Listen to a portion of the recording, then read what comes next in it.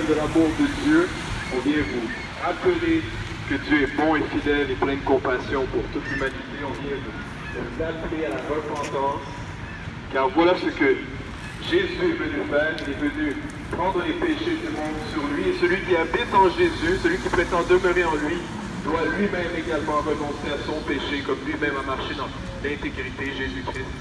Celui qui prétend le suivre doit être fait intègre aussi, droit, pur et propre. Et pourquoi est-ce que je parle de Jésus? Eh bien, peut-être que vous êtes sans le savoir, mais Jésus est le chemin, la vérité et la vie. Jésus est le Fils de Dieu qui est venu mourir à la croix pour les péchés du monde. Jésus est celui qui amène à la vie éternelle. Et sans une intimité, une relation avec lui et l'Esprit de Dieu, nous n'entrons pas dans la vie après la mort. Vous n'êtes pas sans savoir que l'être humain meurt, mais après la mort, c'est le jugement, c'est la parole de Dieu. Donc on doit s'approcher du Dieu créateur. Pendant qu'on a encore l'opportunité de le faire, l'époque dans laquelle on vit est une époque de chaos, de tourments, d'inquiétude. Mais Jésus a dit, ne vous inquiétez de rien car j'ai surmonté le monde. Jésus nous avait prévu des choses qui arrivent dans le temps présent. En vérité, Jésus avait parlé de tremblements de terre et de maladies, de volcans et de tempêtes avant le grand jour de son retour. Il avait parlé de guerre et de rumeurs de guerre, de famine, de diverses choses, de choses que vous voyez dans le temps présent. Ce sont les signes du temps. Il faut que vous arriviez à les discerner par la sagesse qui vient d'en haut. C'est par la parole de Dieu que vous comprendrez à quelle époque vous vivez et les choses qui sont en train d'arriver. Véritablement, Dieu cherche à vous parler, à vous toucher. Dieu désire voir personne périr, mais il désire voir tout le monde arriver à la repentance. Amen. Le péché détruit la vie de l'homme. Le péché détruit le corps, le temple qui lui a été confié également. Le péché t'éloigne et te sépare de ton Créateur en t'éloignant de sa volonté parfaite pour ta vie. L'objectif de Dieu pour ta vie est que tu le glorifies. Car en vérité, Dieu a dit, créons l'homme à notre image, à notre ressemblance. Et aujourd'hui, l'homme est loin de l'image de Dieu. Jésus, lui, était l'image parfaite de Dieu. Jésus, lui, possédait en lui la plénitude de la divinité. Pourquoi? Parce qu'il était agréable à Dieu en toutes choses. Et l'objectif de Dieu est que toi également tu sois reconnecté, que toi également tu reviennes à l'origine de toutes choses. Ce n'est pas par l'alcool que tu es agréable à Dieu, ce n'est pas par les plaisirs temporels non plus, par le manger et le boire, mais en vérité c'est par la charité, la foi provenant d'une bonne conscience devant Dieu. Toi comme moi, on sait très bien lorsqu'on commet le mal, on est conscient de marcher dans la droiture ou non. Ce que Dieu désire, c'est que tu reviennes à lui, que tu appliques ses principes, ses commandements, ses statuts, ses préceptes, que tu les aimes et que tu sois la lumière du monde, que tu les répandes partout où tu vas. Nous, ce que nous faisons, c'est que nous répandons la connaissance de Christ comme une odeur savoureuse devant Dieu. Une bonne odeur.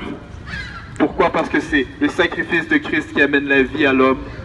En Jésus était la vie, et la vie était la lumière des hommes et la parole de Dieu. En vérité, sans Jésus, le salut ne nous est pas octroyé.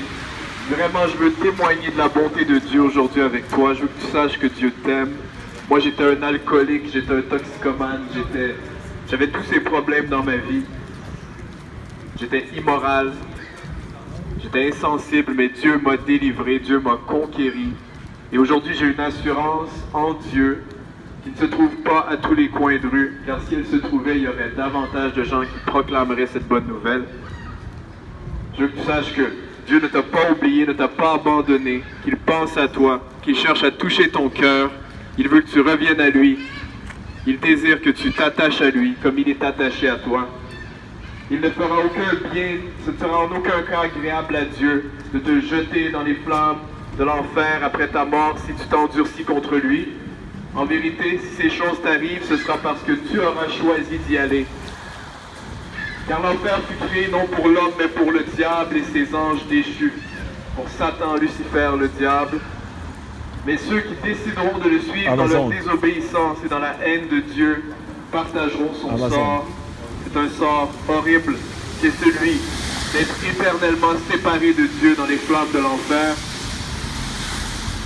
Jésus nous a dit dans la parole de Dieu à maintes et maintes reprises de ne pas être piégé, de ne pas être manipulé, de ne pas nous faire avoir, car beaucoup de faux Christ, de faux Jésus, de faux enseignants viendraient prêcher une fausse bonne nouvelle, une nouvelle tordue, qui n'est pas en relation avec la vérité de Dieu.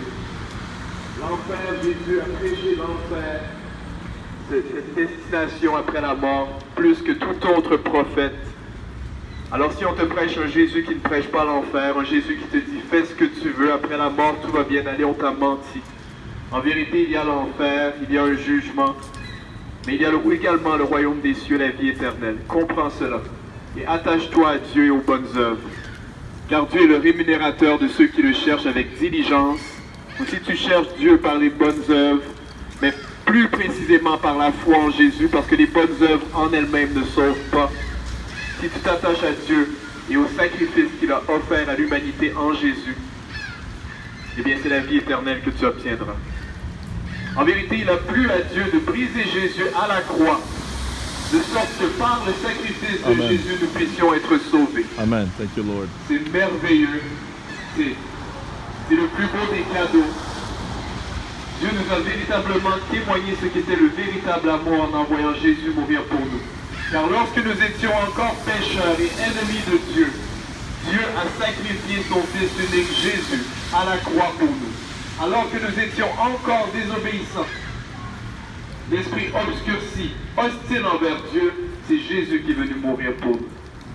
Nous aimons Dieu, nous enseigne la parole car il nous a aimés le premier. Dans les faits, il est le créateur de toutes choses, il nous a fait. Nous lui devons tout, il ne nous doit rien du tout. Aujourd'hui, approche-toi de Dieu. Renonce à ta vie de péché, renonce à l'immoralité sexuelle, à la débauche, à la drogue, au mensonge, à l'orgueil, à toutes ces choses qui détruisent non seulement ta vie, mais notre société également. Amen.